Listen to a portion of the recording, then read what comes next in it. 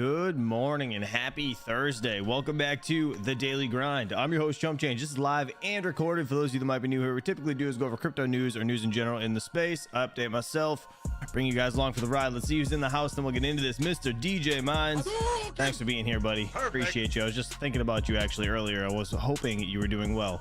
Steven Cicero, good to see you, buddy. Dom G Zed, good to see you. Triple Nickel, good to see you as well.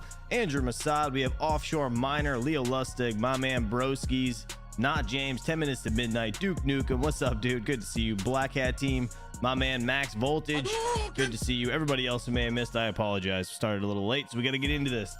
Bitcoin 67,000 over here. We got 67,060 actually. Ethereum 2609. Solana 152 bucks. Not too bad. XRP at 55 cents. We have TRX over here at 15 cents, almost 16 cents. ADA is at 34.3.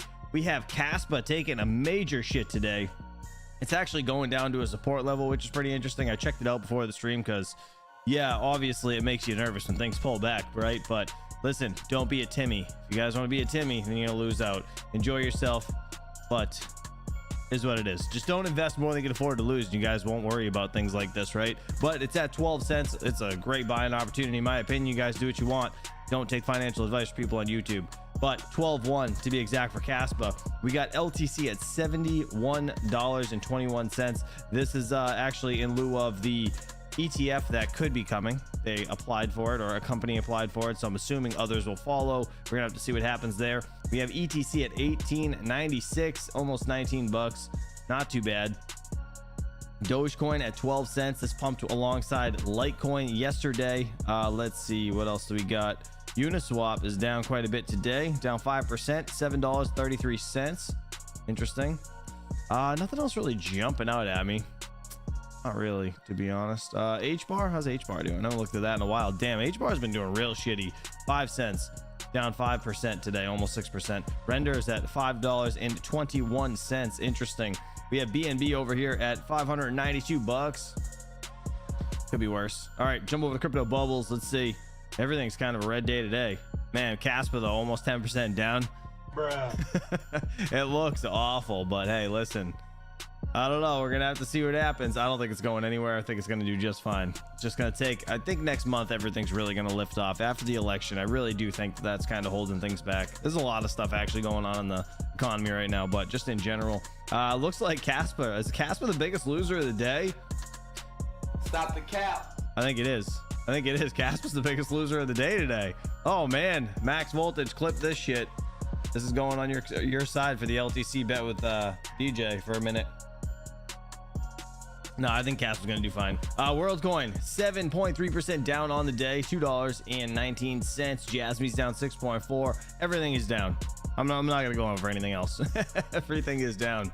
That's yeah, that's pretty rough. That's a rough morning. All right, flashbang. Fear and Greed Index over here at a 71. This is what we needed. We need the needle to move the opposite direction. It's going too high too fast, and that's bad. Like I said, the higher or the faster it climbs, the faster it falls, right? We don't want that. So hopefully this needle comes back down to like the midpoint before the end of the month. That's just my hopes and my opinion about how I feel about this. All right, moving on to CoinGecko over here. Let's refresh this.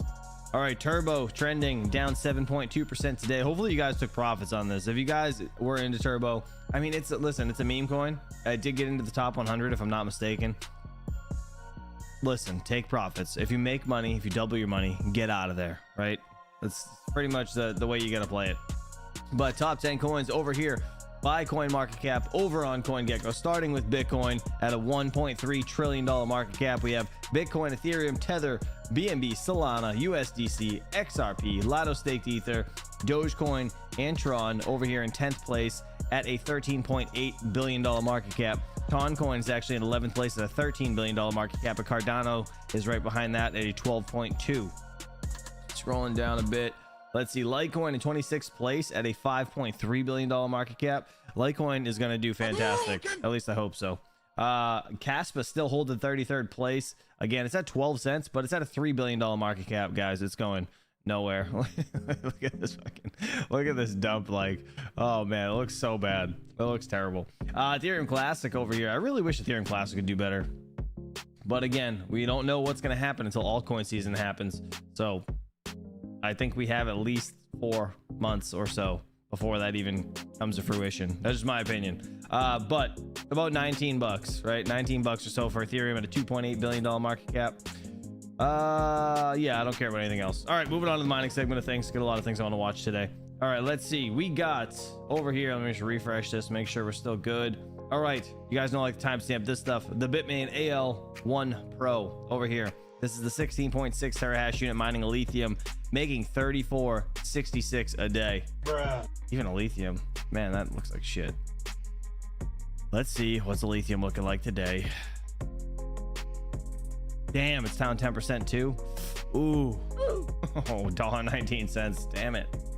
Man, a lithium's taking a real shit. All right, well, if this was in the top 100, this and Cass would be fighting for first place today. But it's not. It's not. The only saving grace that has a low market cap, 106 million, right? So that's the only saving grace. I don't know. I'm not sure about lithium long term, but who knows? I mean, hopefully it's going to do well.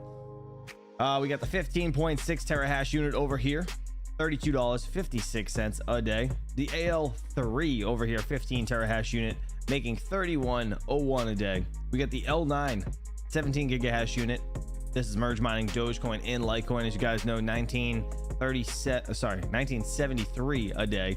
And the 16 gigahash unit is making 18.57 again. This is after 10 cents per kilowatt hour. This is your profit in this margin here. Let's see, the L7. Let's scroll down. You guys know I got this thing down at Terra Hosting. Shout out to them. If you're interested in hosting, links in the description. Paying 10 cents per kilowatt versus 30 like I'd pay up here. But this thing's my 9050, and I'm making $6.85 a day. Honestly, perfect. That's great. It's doing exactly what I want it to do. It's over $5. I'm happy with it. I mean, honestly, I'm happy with anything, but that's all profit after the electricity. So it's pretty nice to get that every single day. Consistent income on that thing. Let me see. I really don't care about any of the miners. You guys want to see anything else? Anything else? What is this? Mr. Crypto KJ, what are you sending me?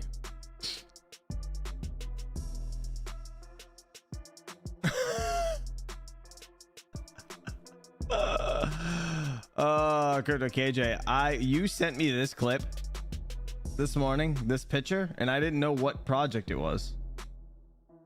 I swear I thought it was going to be Carlson next. I thought Carlson was going to be the next one to take a shit, but you guys know Pyron just fell off the bandwagon. Those developers just kind of said, you know,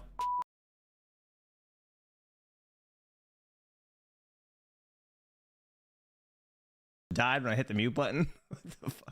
Hold on. All right, let's see. I gotta get this thing back. There we go. All right, anyways, looking right here. So we got the massive DDoS attack. Our provider has shut down our servers until further notice from Nexel AI. What is this? How do you say this?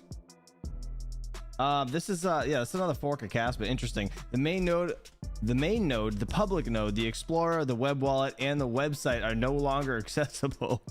Oh my god. Bruh.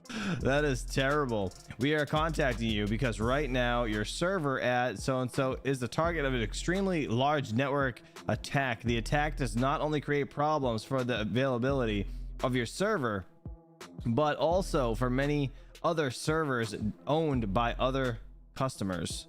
For us as a service provider, it is essential to guarantee the stability of our network following the IP address, blah, blah, blah. Unfortunately, it is impossible to resolve this problem by regular means. Man, we will do anything possible to protect your server from attacks. Anyways, this is yeah, this is Nexel AI. I don't know. Is this, did they change the name of this? I feel like this was something else before. I feel like this was a different name, but I don't know. I could totally be wrong. Well, let me pull up my live chat. See you guys saying. This is a way to say it's a rug pulse. This game with Smokey Dan, bro.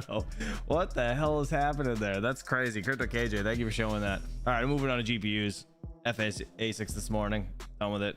Aleo, still top of the charts for every single coin. I mean, every single card over here. Xano and Chlor also. Chlor's actually been doing pretty good. Actually, our man, Mr. Max Voltage, dropped a video this morning.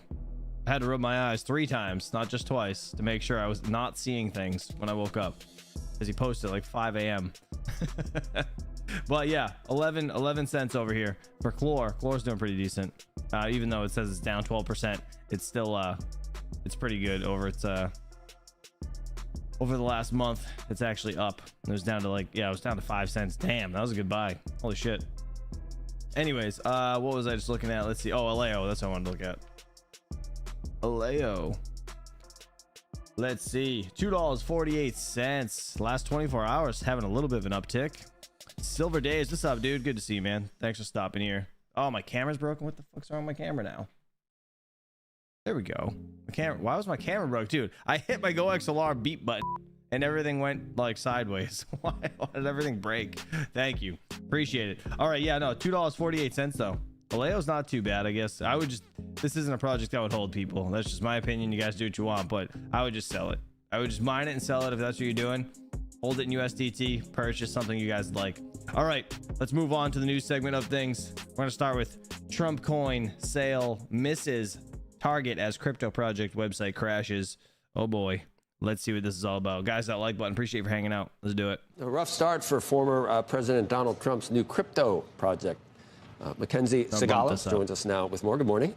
Hey, good morning, Joe. World Liberty Financial, which aspires to be a sort of crypto bank, launched its token sale on Tuesday, but the project's website suffered regular and lengthy outages for much of the day, contributing to a limited number of sales. The team had said that well over 100,000 people were on the whitelist to invest, but blockchain data shows less than 9% of the total number of people who registered actually hold the WLFI token. In a roadmap given to prospective investors, the project's co-founders said that they were looking to raise $300 million at a $1.5 billion valuation in this initial sale. So far, it sold around 770 million tokens at 1.5 cents per coin. That is less than 4% of the 20 billion tokens made available for public sale and amounts to $11.4 million. So there's still a ways to go to make it to that $300 million fundraising goal. I did reach out to the World Liberty team for comment on the launch and haven't heard back yet.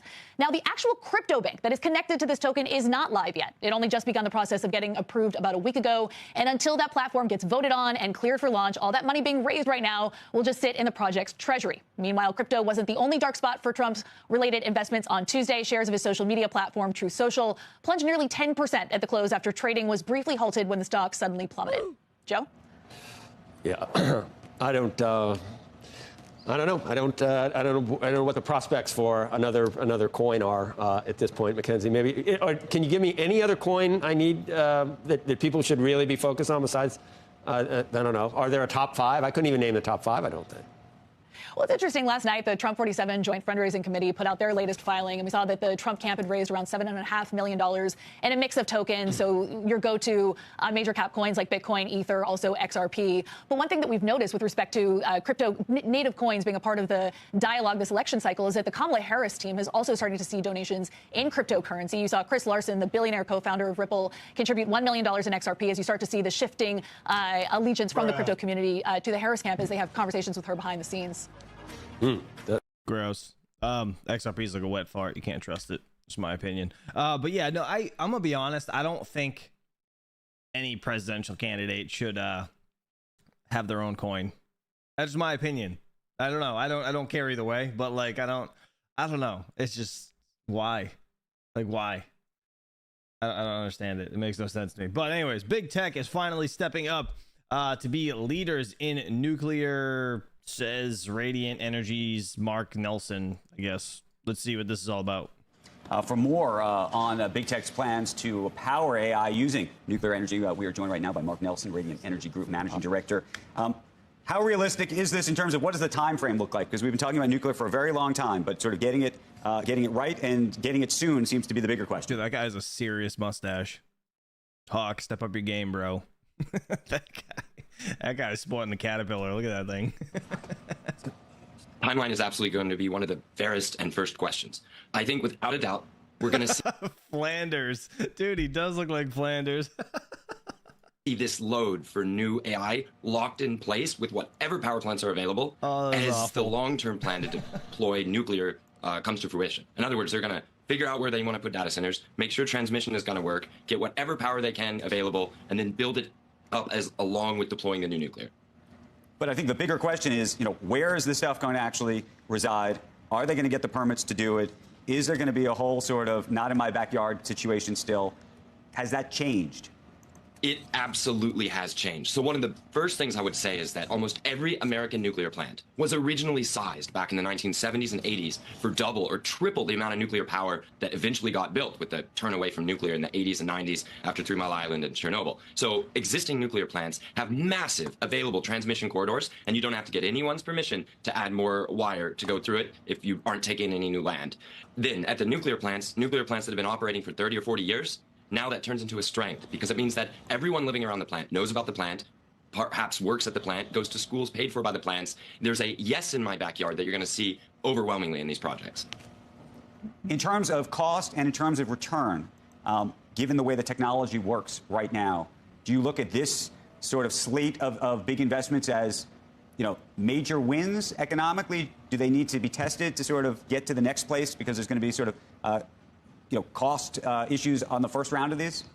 Well, this is just the beginning. That's what I'd say first. So, for example, this Amazon deal is much bigger than Google's deal from 2 days ago, but it's much smaller than Microsoft's deal from several weeks ago. So the Microsoft deal is valued in over $10 billion of electricity from nuclear, but this Amazon deal is an excellent start. What we'll start to see is a race between the biggest tech companies to make bigger and bigger, more immediate investments in nuclear power. This is still a very gentle feeler effort in a way from Amazon, as exciting as it is for the nuclear industry. Dude, Amazon's getting into like everything, including like the space stuff with Elon, right? That's crazy. Should we be worried? Someone actually sent me just a note right now about this. Is there any worry that nuclear, given the capital requirements to get it going, becomes owned by all the big tech companies? I don't think that's going to happen. I mean, much more likely is that big tech companies do not want to operate nuclear. So to get a nuclear plant built is still going to require funding and buy-in from a lot of parties. I think what's going to be clear is that after a decade of pointing the public and the government and nonprofits in one direction, all the big tech companies said, we're powered by renewables. It was false. It was never true. They were being powered by the grid, which is coal, nuclear, hydro, and some renewables. So, and natural gas. What we're seeing now is that the big tech companies are finally stepping up to a leadership position that they always should have had to deploy the nuclear that will benefit all of society. Interesting. This whole nuclear thing's crazy. All right, let's see what we got. AI demand is still strong. It will probably exceed expectations. Let's see what Mr. Bernstein, Stacy Raskin says. NVIDIA climbing today, recovering from yesterday's broader chip sell-off on the heels of a disappointing earnings leak from ASML. That stock still sinking today. NVIDIA also getting hit with news that the DOJ is considering capping AI chip exports to some countries. Joining me now to discuss all this is Bernstein Research's Stacy Raskin. Stacy, it's good to have you here. It always sounds like there's a ton going on around NVIDIA. Certainly. Real quick, Broski said they should invest in MOX power plants. I don't know what that is. I'm gonna look that up. Oh, recycled nuclear. Interesting. I've never heard that before. There is, not to mention we have, Jensen is really, on the circuit out there, kind of preaching the future at every turn as well. And yet the stock's, it's up 0.7% this week. It's kind of hanging in there onto this gain. So separate out what matters and what might not for this one. Yeah. Real quick, just to tell people what this is. Mixed oxide, which is MOX fuel, is a type of fuel used in some nuclear power plants and is made from a combination of plutonium oxide, natural uranium oxide, and reprocessed or depleted, is that what that says? Yeah, depleted uranium. MOX fuel is used in light water reactors, LWRs, and is similar to depleted uranium fuel, which is the conventional fuel used in most LWRs. I'm gonna be honest with you, this is for somebody way out of my league to understand. That's damn, I've never heard that before in my life. That's crazy. You bet. So yesterday took a hit along with the rest of the sector on two things. One was the ASML earnings leak, which was interesting in its own right, and some of the export control news. I think any hit that it took on the ASML report was probably not really justified because while ASML's report, as we all know now, was not great, the one sort of bright spot from it was AI demand. It seems like AI demand is still off the charts. It's about the only thing that is, but it's still very strong, and clearly like that benefits NVIDIA. I do wonder if some of the hit yesterday was more around some of the export control stuff, and what's going on there is there were some stories that suggest the U.S. is considering, I guess they suggested capping the licenses that NVIDIA and other AI chip vendors can use to sell parts to other countries, particularly, I guess, in this case, the Middle East. I'd say, and though I'm not sure it's that big of a deal, I guess we'll see, but caps, in my opinion, are not bans. They already have license. They're already under licensing arrangements with the Middle East. They have to get licenses to ship there anyways. And frankly, the other like outright bans that we've seen in the past haven't really slowed them down at all. So I'm not terribly worried about that. They seem to be more incremental than anything else. And we saw the stock yesterday was coming down before the ASML. They dropped sharply and then kind of recovered a little bit afterwards. And so I think today it's kind of relaxing a little bit as it's clear that the ASML news is not a direct read across, and maybe the export control stuff isn't as big of a deal as people might have been worried at first. Yeah, and the market clearly, as you suggest, making its peace with whatever all this is. And I know there's a way also of saying, listen, this stock is where it traded 4 months ago. It had an absolutely massive run. It gets to $3.3 trillion market cap. And then maybe it needs to kind of hang out for a little while and figure out exactly how long we're going to be in this lucky position of demand outracing supply into next year. So where do you think that sits in terms of investor expectations and how the stock is positioned? Yeah, it's interesting. You sort of look at the last couple of months, it was in a lot of news flow. The stock took a big hit several months ago on the Blackwell delay rumors, and while it does seem that there were some issues there, it really looks like they've worked through it without any problems, right? So it didn't really have any impact on the demand trajectory. And I'd say since the stock I went to $90 or something like close to it, and so it certainly recovered off of that. I guess that was a great entry point in hindsight. And look, going forward, I mean, all of the checks on AI demand, like I said, they're going to sell everything that they can make. And you mentioned Jensen's out there. I think he's been on your channel more than once in recent weeks and sounding very enthusiastic. It's the one bright spot in the whole semiconductor arena right now. It's the one thing where we can definitively point and say demand is probably going to exceed expectations, even expectations that I think are going up now. Some of the other areas in semis, I wish you could say that. You can't really say that right now. No, for sure. Interesting. So he's saying his projected price target for NVIDIA, it's at 135 right now. It should be 155. That's what his price target's at. I'm going to kill this a little short. All right, jumping into this. Bitcoin test 68,000. Its highest level since July. CNBC Crypto World. Guys, that like button. Appreciate you for hanging out. Let's do it. Okay, let's stick with Ripple as we jump into our top stories. The issuer of the XRP token announced the exchanges that will help it distribute its new stablecoin. In a press release out on Tuesday, Ripple laid out some of its exchange partners, including Bitstamp, MoonPay, and Bullish, among others, who will distribute Ripple USD. The firm announced back in April that it was launching a stablecoin that would be pegged to the US dollar. The move would pit Ripple against giants like Tether's USDT and Circle's USDC, along with payment firm PayPal's stablecoin PYUSD. Back when Ripple announced plans to launch a stablecoin, Ripple's CEO Brad Garlinghouse said he wasn't deterred by the competition and that the market will look different in the future. Now, yesterday, CoinDesk also reported that Ripple is awaiting regulatory approval from the New York Department of Financial Services before it launches Ripple USD. Yeah, good luck with that. The Trump-backed crypto project World Liberty Financial missed its sales goal and faced tech issues on launch day. After the project's token sale began yesterday, World Liberty's website was plagued with lengthy outages through the morning and early afternoon. The website frequently showed the message, "We are under maintenance," throughout the day. As for the sales that did happen, well, as of this morning, World Liberty's platform shows about 800 million tokens sold. That's out of 20 billion tokens offered in this sale. That being said, World Liberty announced ahead of the token sale that 100,000 investors had been whitelisted to invest. Meanwhile, there are still questions surrounding the utility of the token. World Liberty has said customers will be encouraged to borrow, lend, and invest in crypto, but no official white paper has been released. CNBC reached out to World Liberty about this latest sale, but hasn't heard back. All right, for our main story, MasterCard is announcing a new partnership with the Stellar Development Foundation. That blockchain ecosystem will adopt MasterCard's crypto credential service to verify users of a number of crypto wallets, including Mercado, Wirex, and Coins.ph. Crypto World's Mackenzie Sigalos spoke to MasterCard's chief of blockchain and digital assets about this latest announcement and to get an update on the payment giant's vision for blockchain technology. So, Raj, I'm gonna be honest, you guys care about listening to this? MasterCard is announcing a new partnership with Stellar, allowing the network to use MasterCard's crypto credential technology, which verifies users on the network. Tell me more about what you're bringing to the Stellar network and what users can expect.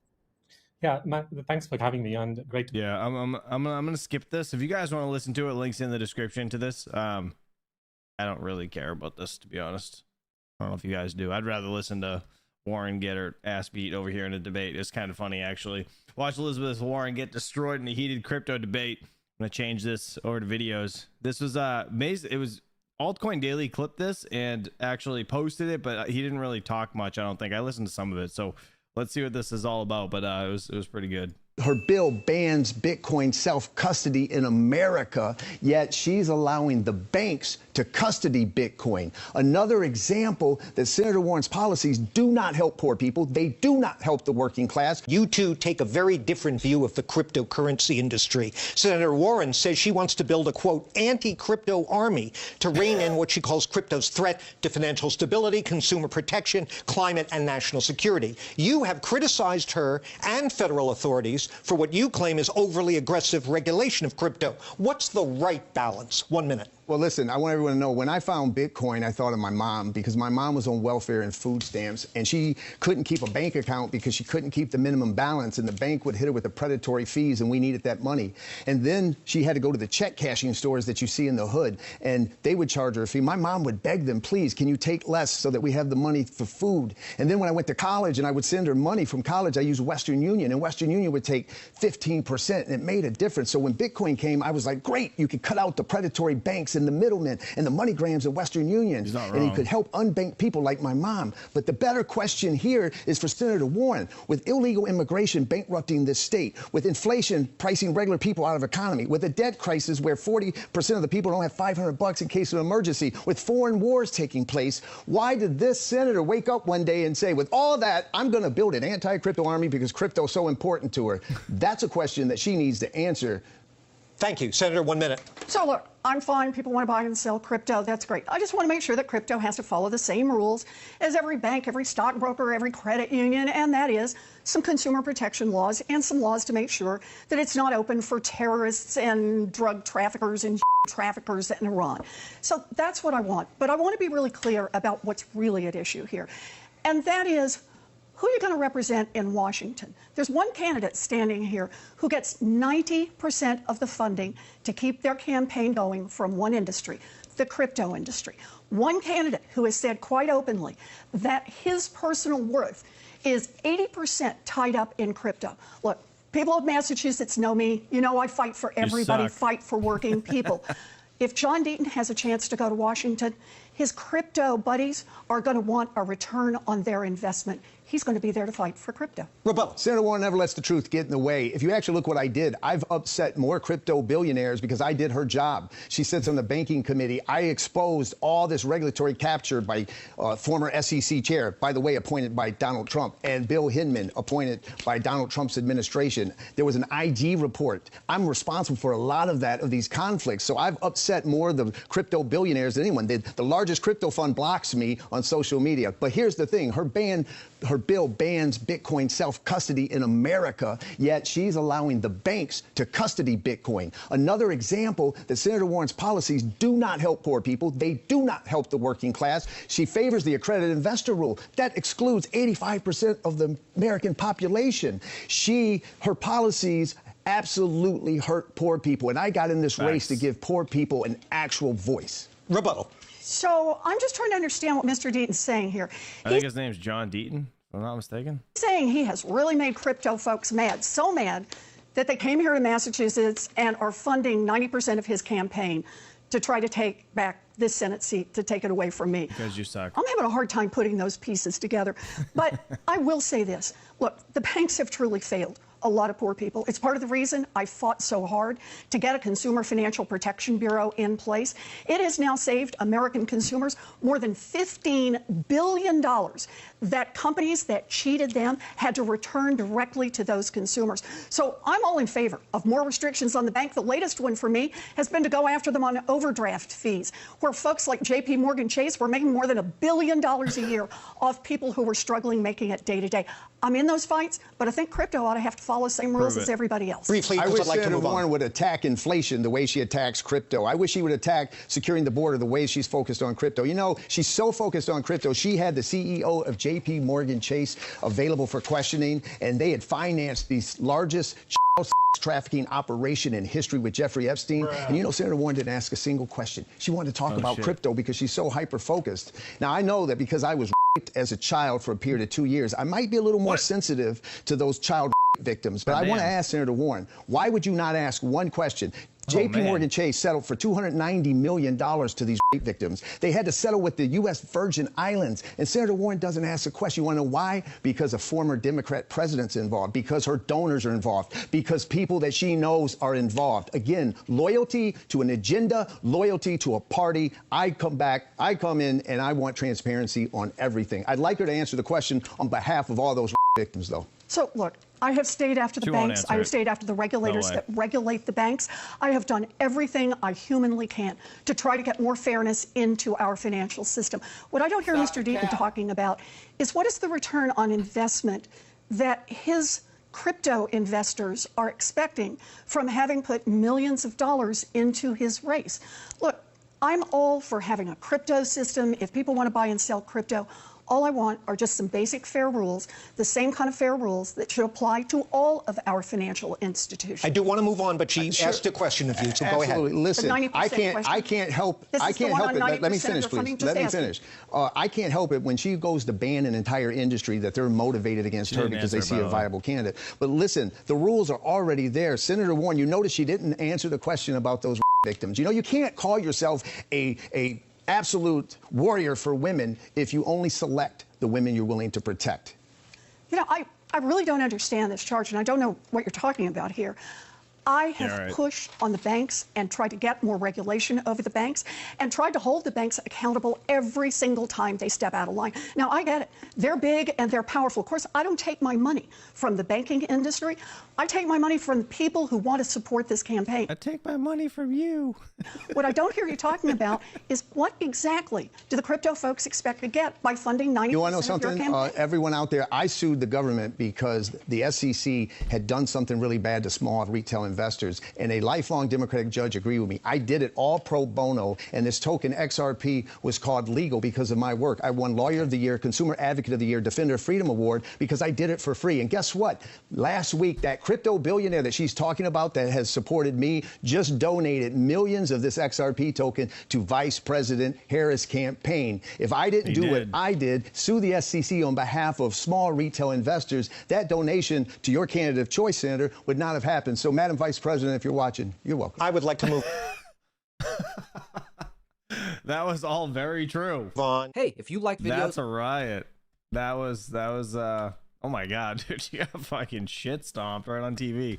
That was brutal, and she didn't answer that question that he asked, so not really surprised. All right, who is Satoshi Nakamoto? Mr. Anthony Pompliano, 14 hours ago, obviously talking, kind of going over the HBO documentary thing that came out, I'm assuming, but let's see what it's all about. a very well-known investor one time told me that he thinks he knows who Satoshi is. And he said, well, I think it's one of 200 people. And I said, it's a lot of people. Like, how did you narrow it down to these 200 people? And he said, well, there was a conference that happened, I think, in Antigua. And at that conference, there's about 200 people. And it was everyone who was interested in digital money or digital payments, et cetera, and cryptography. And like all these details ended up in Bitcoin. And he says the odds that that person who created Bitcoin was not on that beach at that conference, very low. HBO released this documentary, and they claimed to reveal who Satoshi was, the inventor of Bitcoin.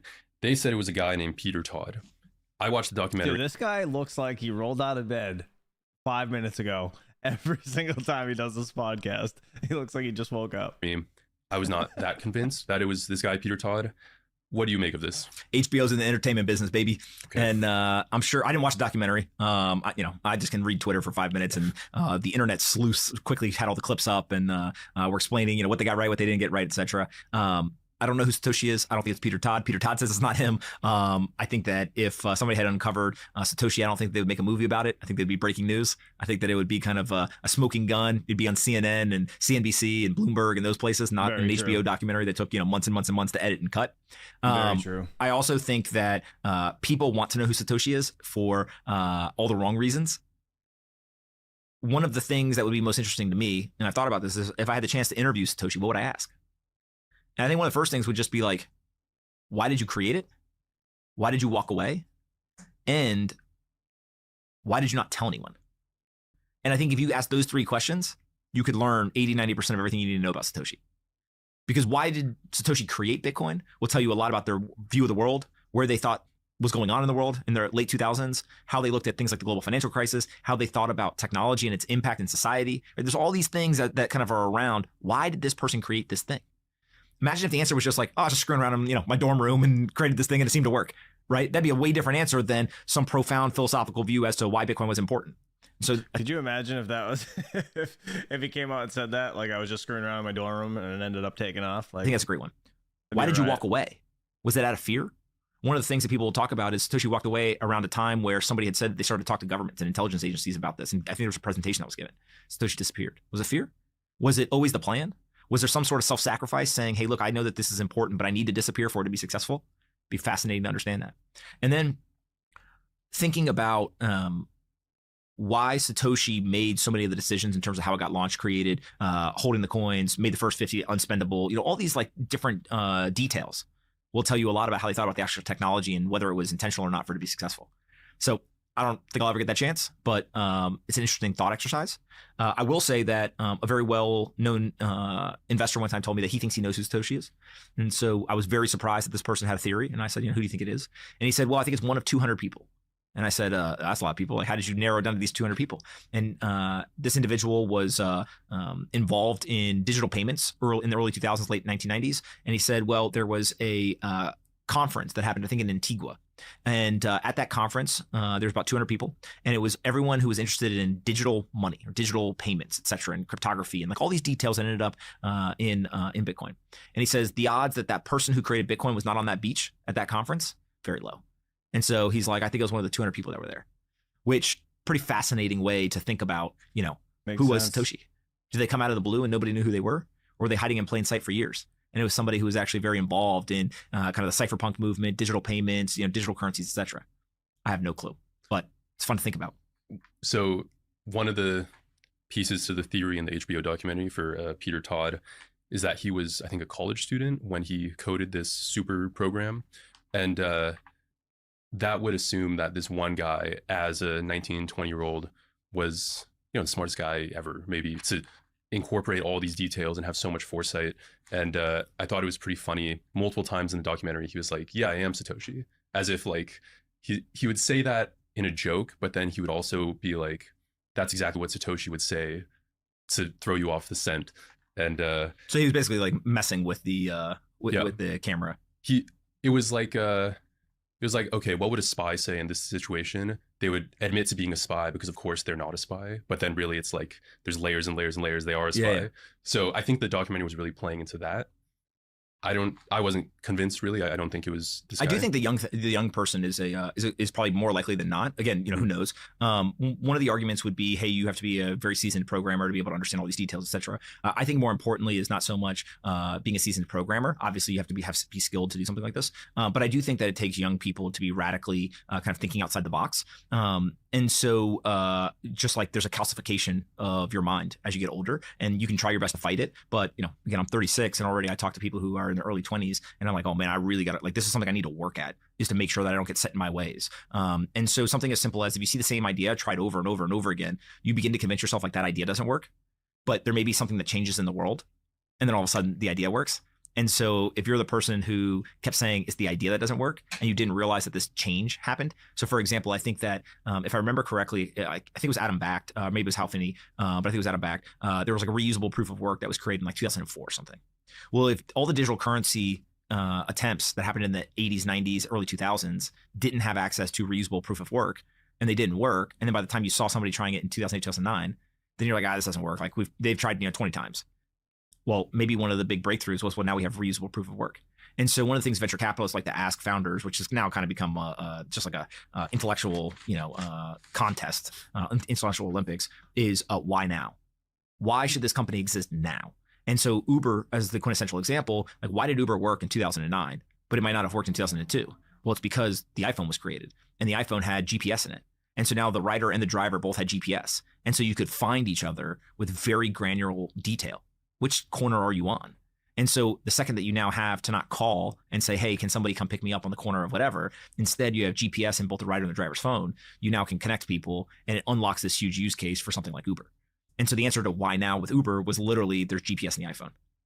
And so with Bitcoin, why now? A huge part was, well, there was proof of work. There's all these different things, but it probably took a younger person, in my mind, right, to kind of think of, hey, how do I put all these things together and try to solve, what has been a timeless computer science problem of the double spend. Interesting. Mr. Dan R in the chat said that he thinks it really is Peter Todd. Are you lying? Bitcoin creator is Peter Todd. HBO film says, look, he's actually mining. Look. Oh, well, no. Never mind. Can't zoom in. All right. Well, we're just going to go back to 100. Or 200 is the best I can go. That's Peter Todd. That guy right there. That dude, I don't really think it's him, to be honest. I don't know. Who knows? I guess we'll have to see. Anyways, all right, moving on. Last but not least, all hell is about to break loose in crypto. Mr. Matt Hogan over here on Altcoin Daily's channel. Let's do it. There's a really significant amount of money on the sidelines. You know, at Bitwise, what we do all day is speak to financial advisors and family offices and institutions about crypto. The thing that crypto should realize about ETFs is all hell is about to break loose in crypto markets, at least according to Matt Hogan, Chief Investment Officer at Bitwise. This man is an industry expert and insider. So, what really comes next for Bitcoin, Ethereum, Solana, and crypto? Smash the like button. You're going to want to watch today's whole interview. First things first, explain why Bitcoin's price is moving. Matt Hogan, Bitcoin is rallying hard. Many people were expecting slower growth and are now feeling like they maybe missed the pump. Bitwise is an industry leader. You study this. Why is Bitcoin's price rallying so hard? Yeah, I think it's really people coming to grips with the fact that they can't wait until the election to allocate. There's so much pent up positive demand for crypto and Bitcoin specifically in the market. So many long-term trends pushing us forward. We have the Bitcoin ETFs. We have Larry Fink on TV calling it a major asset class. We have institutions moving in. But people sort of had in their mind that they could wait until after the election to get in. I think yesterday when Kamala Harris came out with some vaguely pro-crypto commentary in a policy position paper, that was enough to make people realize that they had to get in now, that they couldn't wait till the end. Our view at Bitwise is that crypto will end the year at new all-time highs, and it was just a question of when the rally would begin. It's possible the rally has already begun. Really? So I heard, depending on which political side you side with, I heard some people saying, the market's pumping because people are pricing in a Trump presidency. He was surging in the polls and he's a crypto president. Obviously, Kamala came out with her seemed like she was killing two constituencies with one stone, talking about crypto and the Black community. You think it has to do with Kamala more than Trump?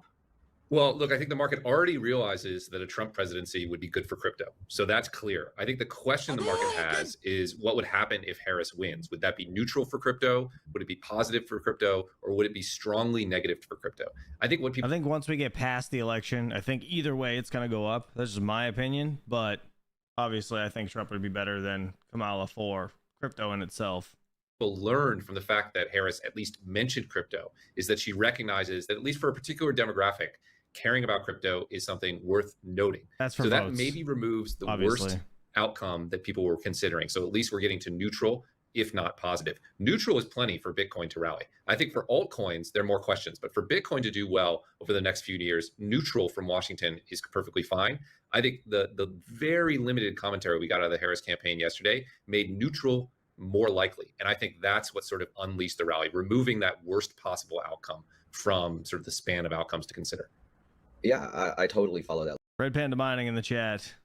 He's in Japan at the moment, so Hadouken to Red Panda, and it's nighttime over there. Is it like what 9 p.m. over there, or 11 or something? Red Panda said, "Everyone mine Vertcoin. It's gonna pamp in 10 days." I meant to say pump. Amber Heard is. Wait, Amber heard it here first. Oh, you're so stupid. Logic, I can see that. Obviously, just being a little bit better than the past 4 years would be, very much better. And the fact that crypto is no longer a partisan issue. You mentioned that people have been waiting for this rally to start, maybe waiting till after the election, but people can't wait any longer. The rally might be starting now. Do you think there's a lot of money still on the sidelines or was on the sidelines? Like, is there a lot of money that's still on the sidelines you expect to come in? There's a really significant amount of money on the sidelines. At Bitwise, what we do all day is speak to financial advisors and family offices and institutions about crypto. And they all had their eye on the election, wondering if crypto will get the all clear. Markets hate nothing worse than uncertainty. And I think for many people, the election represented uncertainty. And so they were sitting on the sidelines waiting. They realized that crypto is not going away. They realized that it's moving into the institutional sort of part of the world, but they thought they could wait and delay. I think if this rally continues, if we continue to see momentum and it trips up towards 70,000, I think it becomes a self-fulfilling prophecy. People realizing they have to get on the train before the election. They can't wait for the all clear. And that's normal. You often see, assets rallying before news. And I think that's a little bit what we might be seeing right here. And just to get more of your thoughts or Bitwise's thoughts on the potential two presidents that could get elected in the United States. You said either would be better than the past 4 years. Obviously, Donald Trump is, running on to be the crypto president. Is it your opinion that Donald Trump would be an order of magnitude better for the industry, or how do you see it? I think it depends on what part of the industry you're talking about. Honestly, as I mentioned, I think with Bitcoin, neutral is fine. Bitcoin doesn't need Washington to thrive. It just needs Washington to get out of the way. That may be true with Ethereum as well. Ethereum maybe has sort of leapt the regulatory boundary and is now an institutional asset. As you move beyond Bitcoin and Ethereum into the altcoins, I think those are more sensitive to regulatory developments and the speed of regulatory clarity and the sort of quality of the regulatory clarity that we get. In other words, in a sort of mixed government environment where maybe you have a Republican Senate and a Democratic House and a Democrat in the White House, how quickly do we get regulatory clarity around altcoins? It could take a fair amount of time. So I do think in the altcoin space, it matters quite a bit what we see in November. For Bitcoin and even for Ethereum, a little bit less, but even for Ethereum, I think they both do well, and they're just waiting sort of to clear this hurdle to get it out of the way. Let's talk about these ETFs. Right now, we have a spot Bitcoin ETF approved. We have a spot Ethereum ETF approved. Just first of all, just generally, big picture, thoughts. Why would somebody buy an ETF instead of just going directly to the asset? Yeah, I think for many people, it's the safest and lowest cost way to access Bitcoin or Ethereum. You could buy it on an exchange like Coinbase, but you pay relatively high fees, and maybe it's not kept in 100% cold storage. If you're a larger investor, maybe you could do it your own on an SMA, et cetera. But for many people, buying an ETF and getting institutional custody and paying a fee of 20 basis points or 25 basis points, that's 0.2% per year. That's the kind of fee that the largest institutions in the world would pay to get institutional caliber custody. And you're getting that as a retail investor. Now, there is one important difference. It's not self-custody, right? So you're not owning the Bitcoin yourself. You're relying on an intermediary. You're not owning the Ethereum yourself. You can't use it to operate in the DeFi ecosystem. What we find is a lot of people do both. They have some Bitcoin that they keep in self-custody because they care about the original ethos of Bitcoin, or some Ethereum that they use to interact with the DeFi world. And then for their investment, they use these ETFs because they're getting institutional prices, even as a retail investor, and that's a pretty good deal. Both are great. What you don't want to be is sort of in between, paying high fees on a centralized exchange without cold storage. That's no man's land now. Either self-custody or own an ETF. Those are both good options. So thinking about how successful the Bitcoin ETF and these ETFs have been generally in the US. So my question is, where are we on this ETF total adoption process? Because so earlier in this year, they were turned on for the first time. Finally, Wall Street could get in a regulated, known financial instrument. A couple of months ago, I believe we saw the first wirehouse, was it Morgan Stanley, approve solicited sales. So finally, they could start reaching out to their clients, hey, buy Bitcoin through us. Are these ETFs fully adopted yet, or where are we in this process? Yeah, not even close. I mean, you have it exactly right. From one perspective, these are the most successful ETF launches of all time, attracted $1 billion investment, already turned on at Morgan Stanley, which is faster than usually happens for ETFs. But it's still the case that most investors, believe it or not, most large institutional investors can't access these ETFs. It's a limited approval at Morgan Stanley. The other major wirehouses like UBS and Wells Fargo haven't even turned on these ETFs in a limited sense. Before I came to Bitwise 6.5 years ago, I was the CEO of ETF.com. So this is my neck of the woods. The thing that crypto should realize about ETFs is they are multi-year stories. If you look back at the gold ETF, which when it launched was the most successful ETF launch of all time, year 2 had more flows than year 1, year 3 more than year 2, year 4 more than year 3 for 8 straight years. I actually think the same thing is going to happen for Bitcoin ETFs. Yes, this was a record year, the most successful ETF launch of all time. Maybe we'll get $20+ billion of assets into these ETFs in year 1. That's amazing. I bet you year 2 is bigger, and I bet you year 3 is bigger. ETFs are a 5 to 10 year journey to maturity. So we're still really at the earliest stage. So as we're wrapping up, some of my final questions, and thank you, Matt, for taking the time today. I encourage everybody to go follow Matt on Twitter and look into the products, the crypto products Bitwise offers.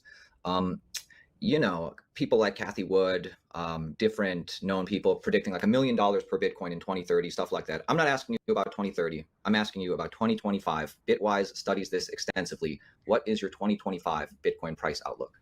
Oh, that's a great question. I think it's going to be a new all-time high. I think it's going to be 6-figure Bitcoin for sure. And the question is it a one handle or is it a two handle? When I say for sure, of course, there are no guarantees. It's a risky market. You should only invest what you can lose. But the setup for 2025 is really exceptional. For one, this is about the period in Bitcoin's history where you start to feel the effects of the halving. We sort of forget that the halving happened, right? Because there's been so much news. Bitcoin ETFs, Donald Trump at the Bitcoin conference, strategic reserve talk, BlackRock. But the halving is a big deal, and you're just starting to feel that happen. We also have ETFs, which again, I think next year will be bigger than this year from an adoption perspective. And then we have the generalized 4-year cycle, where sort of this is the year where the animal spirits really start going. We also have governments continuing to abuse fiat currencies, stimulus in China, rate cuts. That's a pretty positive picture. So I think Bitcoin, will end the year at new all-time highs, and then I suspect that it'll surpass that in 2025, and it'll be, a strong year for the markets. I agree. Ending the year in new all-time highs, most likely for Bitcoin. All right, let's get into the recap segment of things. I actually have to get out of here. Getting a little bit late. I get daddy duty, getting the kids to school. You guys know the drill. All right, Bitcoin, for anybody that's just joining, $66,963. We dropped about $40 or so, a little more than that from the beginning of the stream. We got Ethereum at $2,600 still. Solana 151, XRP 55 cents. TRX over here at 16 cents. Caspa is still at 12.2. Took a big shit today, but I think it'll be all right. I think it'll be fine. It will be just fine. Near Protocol over here, $4.73. I still think a lot of these coins are a great buying opportunity. Before the election, I think we're doing just fine. Still fire sale. LTC $70, almost $71. LTC has an ETF possibly coming. Somebody filed for one, so we're gonna have to see what I think it was like Canary something. We're gonna have to see what happens with that, but I'm assuming once one goes in, the other people will start joining, and then once one gets approved, they'll all get approved. So up, it looks like things are gonna go up for Litecoin, let's put it that way. Again, ETC is at 19 bucks or so. We have Dogecoin at 12 cents. Renders at $5.19. BNB's at $5.91. We got BitTensor over here at 579 bucks. Let's go to Crypto Bubbles quick. Everything looks pretty shitty. Max, it changed. If you're still here, Caspa's not the biggest loser of the day, but it was.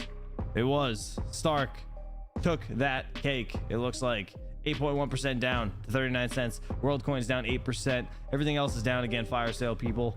Flashbang over here. Fear and Greed Index at a 71. If anybody's just joining, we want this needle to move down.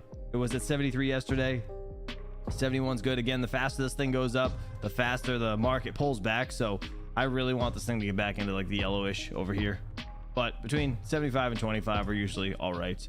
And with that being said, guys, that's really it. That's all she wrote.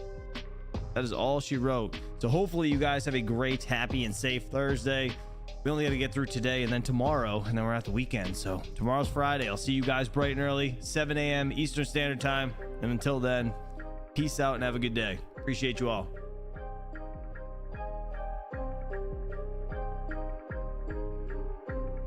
If she don't talk to her, we don't talk to her. Perfect.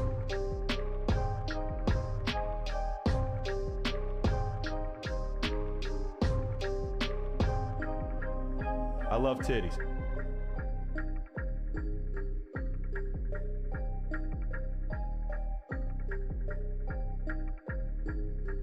So is that a joint?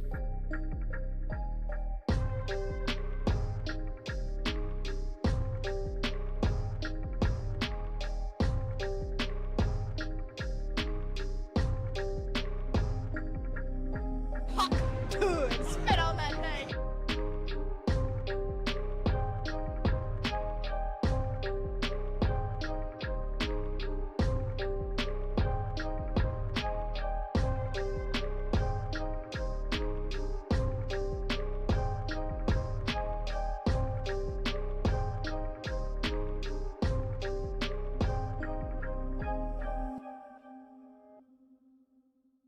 Eat shit, Gary.